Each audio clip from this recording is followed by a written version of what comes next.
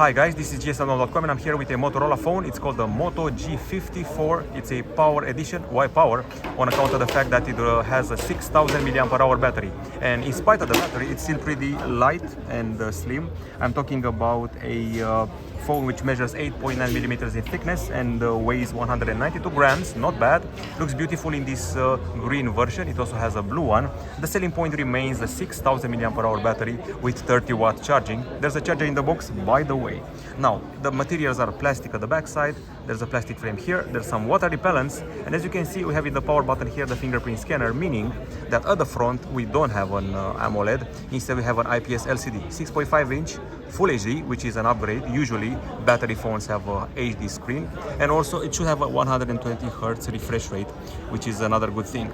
I'm actually shocked by the quantity of RAM offered here. 12 gigs, 256 gigabytes of storage is available as well. And aside from that, we have some pretty potent camera. 16 megapixel shooter at the front, but that's not the surprise.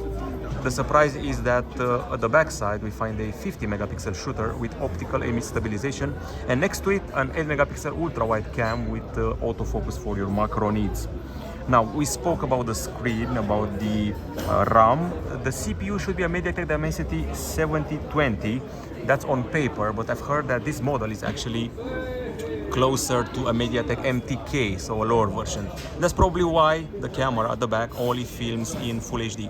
What bothers me is that it's very hard to find the actual filming resolution if you dig into the interface.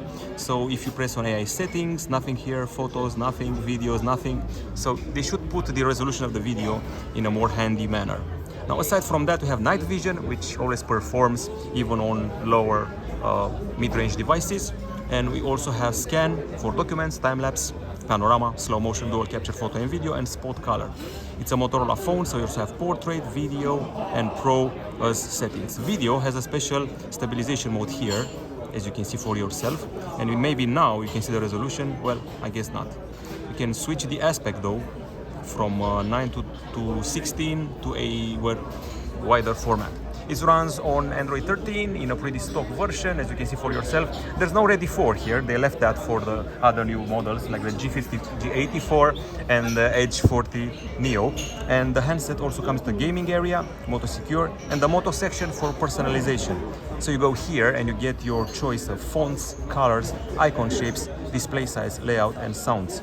You also have gestures and Moto Secure, which has a pin pad scramble feature, letting you mix up the letters and the numbers, so people won't read your pin as easily.